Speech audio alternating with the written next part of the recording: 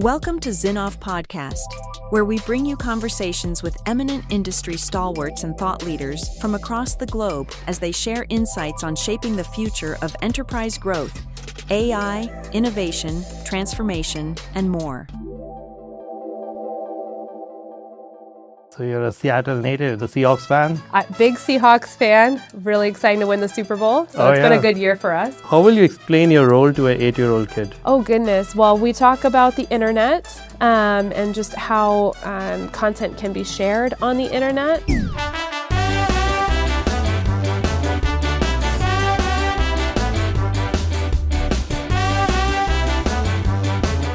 Looking at the size of 400 million SMBs, the GDP contribution of more than 45%, and 98% of all the businesses are the SMBs. How do you see the segment what it is today versus 3 years back? I think one of the most interesting market dynamics in SMB is that, first of all, they can be seen as technology laggards because they're not going to adopt something unless it truly serves them and their end customers right there in that minute. But the flip side of that is when there is a technology that does bring real business value, they're able to adopt it overnight, and they can actually leapfrog enterprises in that speed of adoption. So you believe that AI is fixing the SMB problems in today's world, and definitely it will accelerate going forward as well. I think it has the potential to fix them, right? I still think we're very, very early. The trajectory is incredible. I think we're still just scratching the surface. I would stop short of saying, okay, we can all go home now, SMB problem is solved, AI is here. It's going to take a long, hard work over the next 10 years to really get to that place.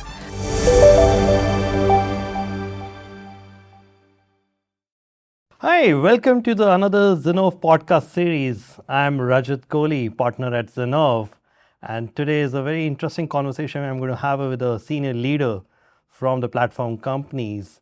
We're talking about one of the segments which is debated, misunderstood, but frankly, it is one of the key segments for the technology adoption. We are going to talk about SMBs, small, medium businesses. And today with me, I have a leader who's in this industry for many years, which brings the strategy, the technology, and the SMB market dynamics together. Welcome to the podcast, Kristine Henley. Thank you so much for having me. No, we are super excited to have this conversation. Before we get into those tough questions, it'll be good to understand who you are, what is your role, and why SMB. Absolutely. So as you mentioned, my name is Kristine Henley. I'm actually a Seattle native, so born and raised here. So Amazon, Microsoft are my local companies, which explains a lot about the career. I currently am at Amazon Web Services. I currently lead our public sector go-to-market with partners, but I previously was leading our SMB global go-to-market through our partners. Wow, so you're a Seattle native, the Seahawks fan? Big Seahawks fan. Really excited to win the Super Bowl. So it's been a good year for us. Mariners made it pretty far too. So very true. We're happy over here. So before we get into those market dynamics, Kristine, wanted to understand, and I want to start somewhere personal, why SMB segment that you picked up? Yeah, it's a great question. I've always been really passionate about small and medium businesses, and that's partly because both sets of my grandparents were small business owners. Oh, okay. So I really grew up in that dynamic. I have some really early childhood memories of sitting in the main office of our cab company, kind of listening to dispatch and the chaos around me and doing little odd jobs and just watching my family wear so many hats around the business. Every day you're interacting with a small business, whether that's a local market or a dentist office or your hair cutter. So it's incredible to be a part of that community and to do anything to serve them. That's very interesting. So you bring that business dynamics for sure. And as you said, that it's one of the biggest economy that everyone is going after. Looking at the size of 400 million SMBs, the GDP contribution of more than 45%, and 98% of all the businesses are the SMBs. How do you see the segment what it is today versus 3 years back? Goodness, I think one of the most interesting market dynamics in SMB is that, first of all, they can be seen as technology laggards because they're not going to adopt something unless it truly serves them and their end customers right there in that minute. But the flip side of that is when there is a technology that does bring real business value, they're able to adopt it overnight. And they can actually leapfrog enterprises in that speed of adoption. And so that's one of the things I believe we're seeing today with AI, where AI is helping to automate and augment business processes and help these SMBs scale and deliver better customer outcomes. They're able to overnight move from an on-premise workload to an AI native SaaS application. And so that kind of speed is really changing how technology companies can interact with SMBs today in a way that, 3 years ago, it just wasn't the same dynamic. Wow, that's interesting. If you look at the SMB segment, do they understand the technology really well, especially in today's world where the technology is advancing at a much faster pace? How do you see that? First of all, you mentioned, 400 million companies, and I think that part about 45% of GDP is so critical because we think about SMBs as being small in revenue, but in aggregate, it's a huge portion of the economy. So one mistake I hear commonly is referring to SMBs almost as a monolith. Like within that 400 million businesses, you have every kind of business and segment and technology adoption and persona. And so, the answer to almost every question is going to be yes. Yes, they understand technology. No, they also don't understand the technology. It's really going to be about how you sub-segment. So we really see both sides of that market. So there are some small businesses where technology is very much at the core and center of what they do. And even though they're small, they are at the forefront of AI adoption, cloud adoption, you name it. But many, and I would say the preponderance of SMBs, no, they don't have a full-time IT staff. They don't understand the ins and outs of AI and how it works, or cloud and why move to cloud. They understand what's impactful to their business. So how are they handling customer service? How are they managing bookings? How are they managing inventory? So when you're working with them, it's really about translating technology into those business outcomes. Awesome. So if I look at that from an SMB angle, what exactly they want from the ecosystem, which somehow is not delivered, or there's a mismatch, what their expectations is and how the technology companies, what they're delivering and how they're delivering. One is really understanding the speed that the SMB can move and also the speed that they expect those results. Okay. Right? So you don't want to take an enterprise mindset in and do a proof of concept and then a slow, implementation rolling through each component of their company. They really want to see impact right away. So thinking more about maybe deploying one feature across the company and then adding more features if you need to phase it out, rather than deploying a proof of concept, tearing that up and starting over. So I think really just making sure that you're matching the speed of the outcome to the speed that the SMB really needs. That is a place I see the mismatch. Another aspect can be SMB is a very hyper-local market. When I refer to the community, as I mentioned, they're the people all around you that you interact with, and they also expect to interact with companies who are right there with them. And so sometimes I see a mismatch in global vendors trying to reach SMBs in local markets with a very globalized approach. Right. So I think really being thoughtful about how you're distilling your message and your approach, and then even your implementation resources to give that local experience.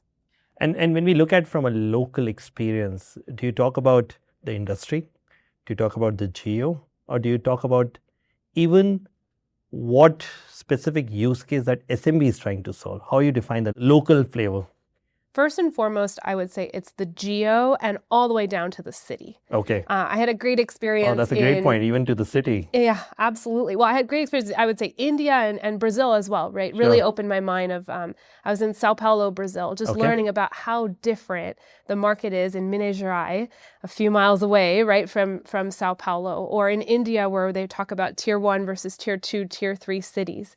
And there's 16 different languages across India. Right. So that's when I say hyper local, in that it really breaks the enterprise convention of saying geo, country, and you have to get down to portion of the country, city of the country, culture of the person running the business in that city. So that is what I would say is the predominant force. You really need to be able to speak in terms that SMB owner is going to understand.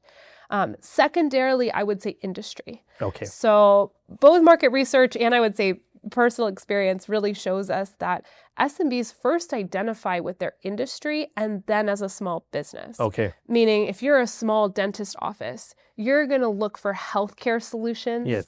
and then filter down to small dentist office healthcare solutions. Yes. You're not going to SMB solutions and then choosing healthcare. See, so it's first of all, that local language, local presence, local currency, and then secondly, industry and really making sure you're speaking to the business problems and the customers that those SMBs serve. What I advise is oftentimes we can't verticalize our actual solutions into SMB. Yes.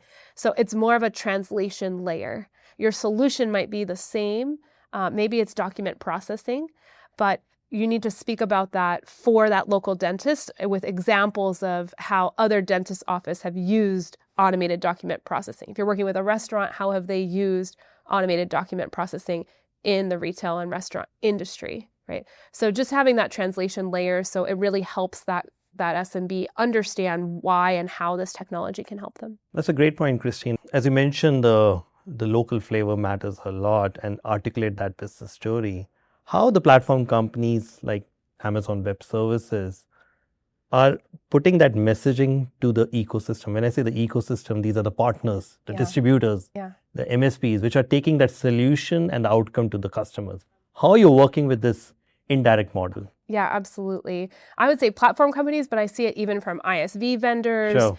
Almost everyone has a kind of partner-led approach to reaching SMBs because exactly that. How are you going to get hyper-local without having a strong network of partners that are local that you can work with? So that's a very common approach. And it also brings challenges because how do you ensure consistency of messaging, quality of delivery of your product through this network of partners? And I would say we've learned a lot over the years at AWS as well. I mean, one approach we initially started with was like, let's really enable these partners with a turnkey solution. Okay. We'll create something really packaged, really easy to deploy, really simple for the SMB to understand, and we'll push it out through the partner network and magic will happen. Sure.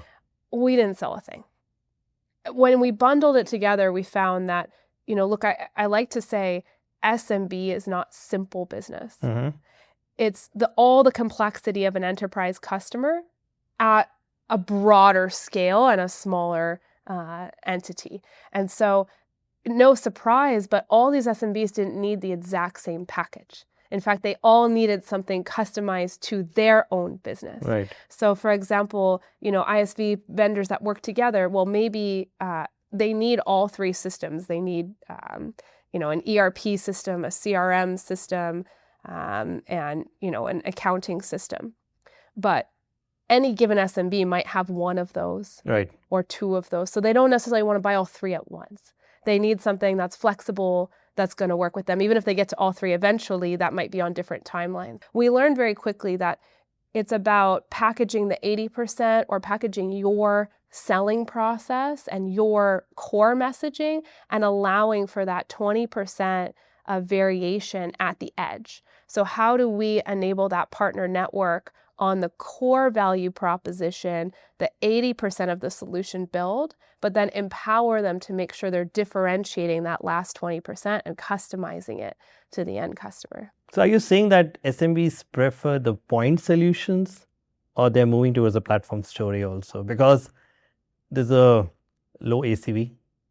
I'm sure that the closure cycle is at a faster compared to the enterprises. But where do you see, is it really an attractive, truly business for the platform companies? Where do you see that?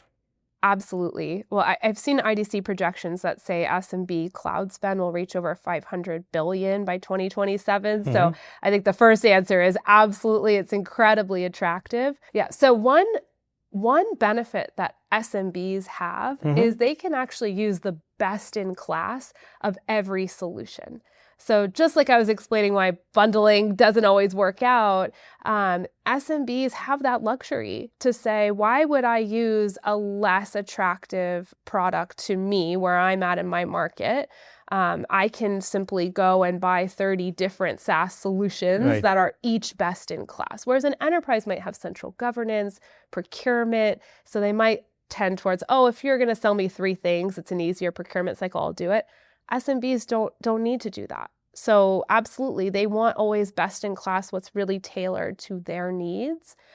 That said, we've also seen SMBs on average today, small companies are using over 18 different applications. Okay. And medium businesses are using over 35 different applications just to run their business. I mean, think about the last time, you went to the doctor's office, right? And you saw the receptionist sitting there entering all your information in one app and then pulling up another app and re-entering it into that app and then pulling up another one and checking on something there, right? So they're having to manage across so many different applications. And I truly believe there's a huge opportunity in front of us to build more connectors and more cross-application platform capability. How do you run security across all those applications? How do you integrate those applications? How do you have AI agents from those applications that speak to each other and really simplify that SMB, business process automation step?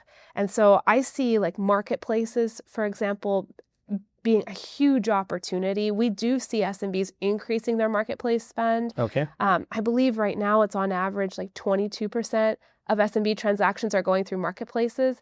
And to me, 22%. I would just say, yeah, and that's up over the last year, but it's still like a quarter, right?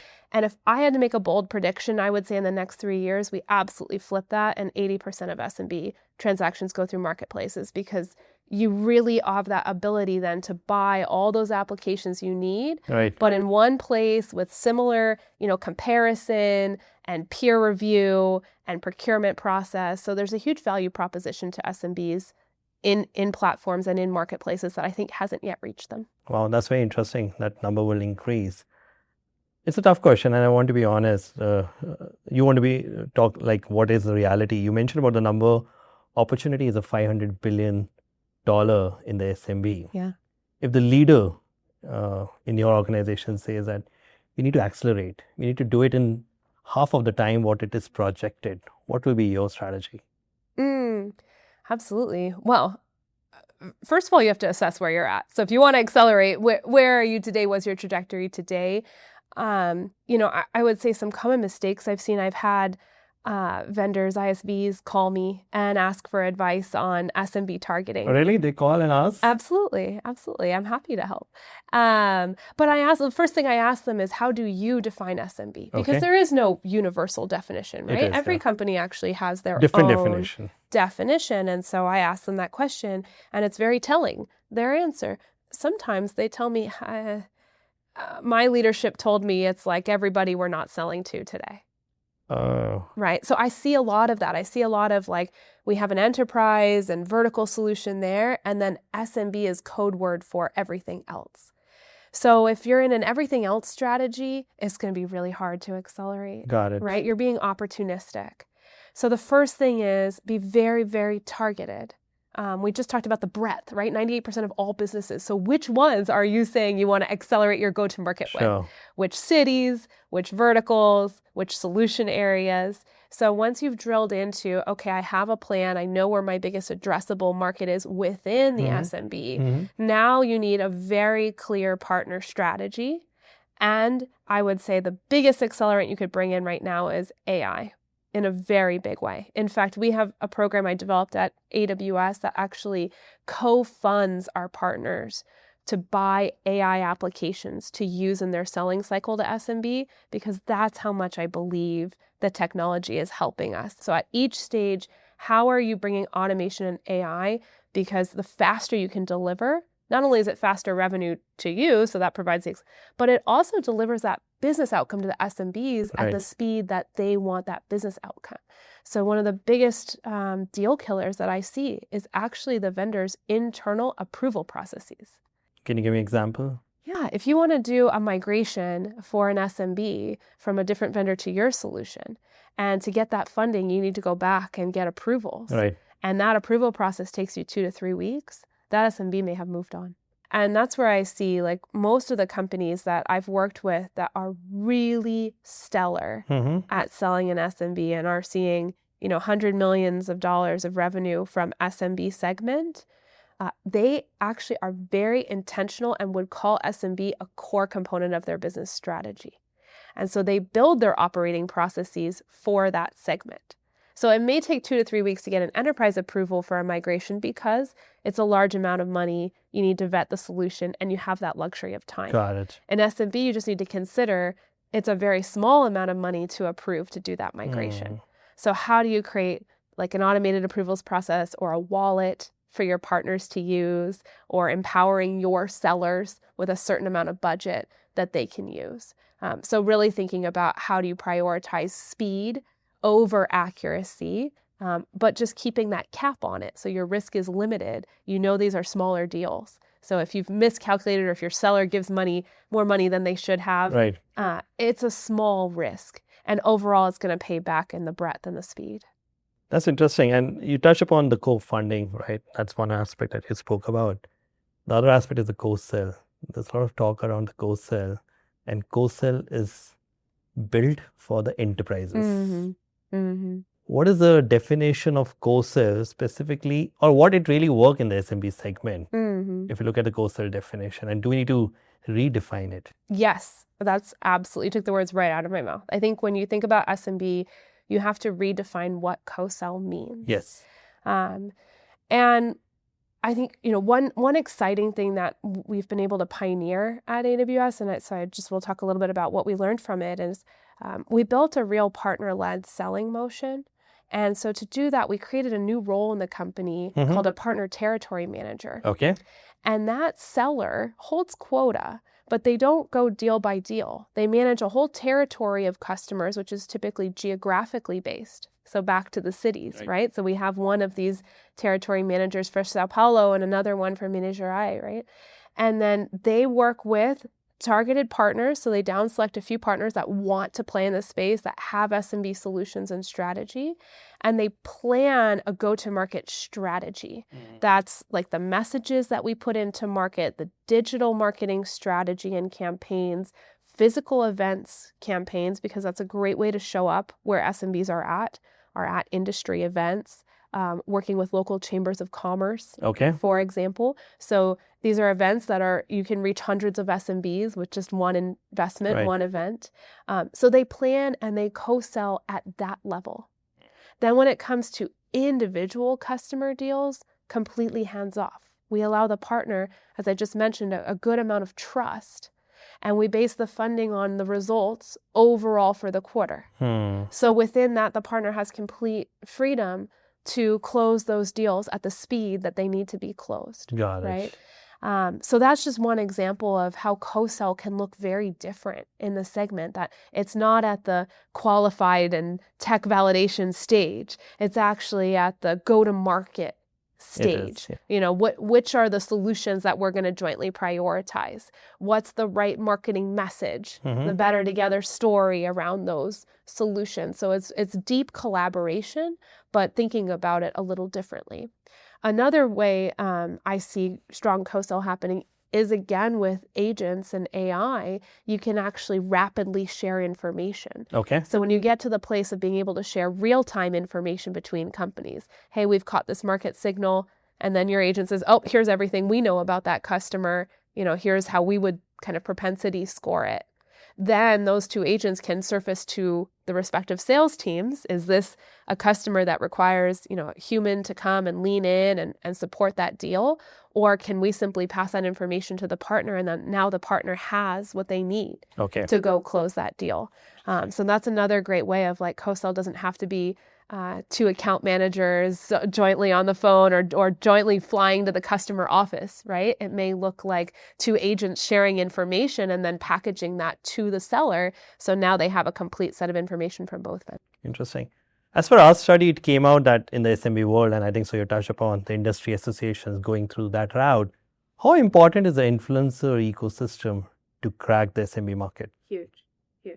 Still, the research I see is that still today, peer review and peer feedback is number one aspect in the SMB buying decision first. Second is industry reviews, Okay. industry, commentary, reviews, forums. So which is another way of saying peer feedback, right? So 1 and 2 already peer feedback.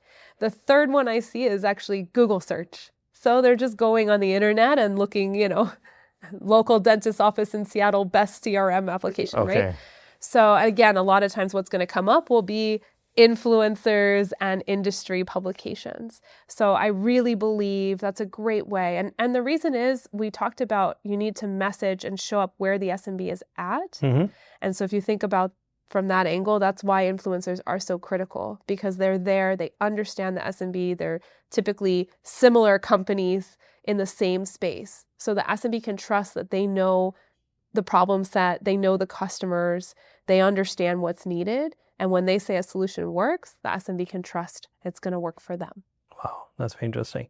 If you look at the SMB world, Kristine, and maybe you agree or disagree, what we know is that SMB is all about accounting software, productivity, CRM, the website hosting. How do you see the future, especially the AI is coming, right? The security layer is coming. Does that excite them? Absolutely. Absolutely. It's exciting. And as I mentioned, I think SMBs are actually at the forefront of that AI adoption in a lot of ways. I think I disagree with the statement that it's about accounting software and CRM. Sure. I think those are important components, just like they are in enterprises. But SMBs have oftentimes even more unique business models. So you're also talking about like desalination companies, right? You're also talking about, gosh, I was just at an industry event and speaking with an SMB. All they do is trade weather futures. Okay. I personally, just to be honest, didn't know that industry existed. Oh, wow. But that's their entire business model. And they're very tech savvy. They're entirely a technology company, right? So just because they're small doesn't mean Right. they didn't use technology. I really see that AI can help them in so many ways. I think what's really important is to remember that SMB is a B2B sale. Okay.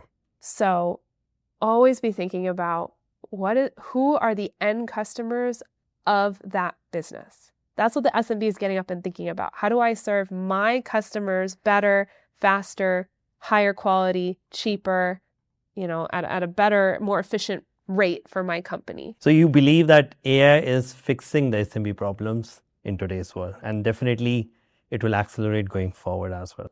I think it has the potential to fix them, right? I still think we're very, very early in the AI life cycle. If you just think about where we are today from 2-3 years ago, Right. the trajectory is incredible. I think we're still just scratching the surface of what it can do and also how widely it's implemented. So I would stop short of saying, okay, we can all go home now. SMB problem is solved. AI is here. It's going to take a long, hard work over the next 10 years to really get to that place. But I think we've already seen signals in what's the art of the possible. I think that's very exciting. And I think SMBs see that opportunity. In fact, we saw a rise in cloud interest from SMBs after ChatGPT debuted. Because now you have business owners who are starting to use AI on their phones in their personal lives. And they're saying, whoa, this is interesting. Now tell me more about what this technology could do for my business, right? So I do see AI playing a role in the future of the SMB. I think it won't solve all the problems. And I think we have to be very thoughtful around and very intentional around how we use it, how we think about responsible AI, how we put the right guardrails around it. Okay. And especially how we help the SMBs use it. We know that SMBs are very frequently targeted for cybersecurity attacks, right?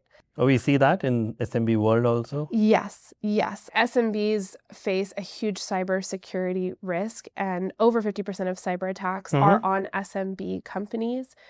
So this is very front and center. And we need to make sure that as we enable those companies to use AI or to use products, we're also enabling them with the right controls, the right security, the right training, to make sure that they're implementing the AI in a safe and secure and responsible way. Got it. If you're sitting on the other side of the table as a strategic acquirer and evaluating the partners, the channel ecosystem, what kind of persona of the channel partner will excite you that you will invest in them or you walk away? I think it would be exciting to me to see a partner who understands very deeply their target customers and where they're succeeding today and has a clear plan of how to expand upon that success, either adding markets and target customers or adding feature sets.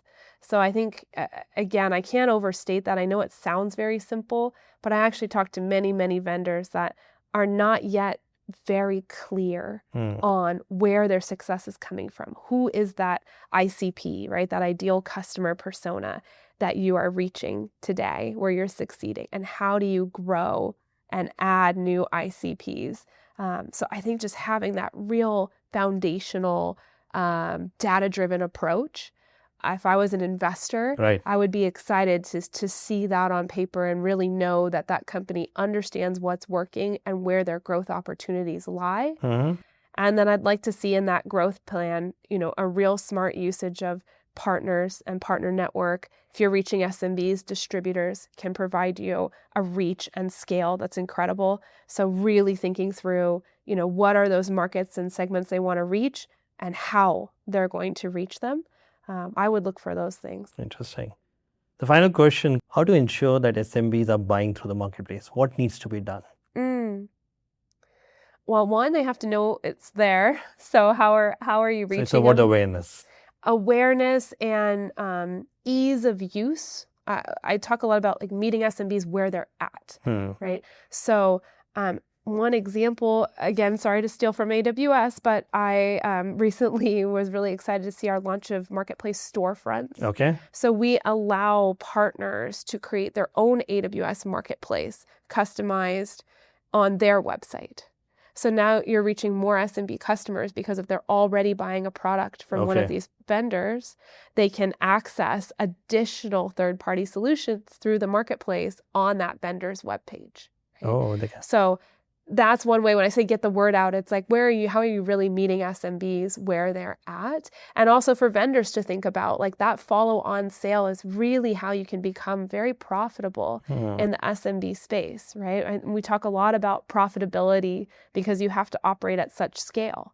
And so a great way to do that is to make sure that you're selling more than just an initial product to the SMB. What's the second, third, fourth sale? We see much higher ticket sizes in that second and third sale than in the first one. So ensuring you're bringing the SMB to a marketplace is a great way to do that. If you've sold one thing, how are you introducing them to a marketplace full of second and third sales? And how are you potentially using AI to help surface the best fit next step for that SMB?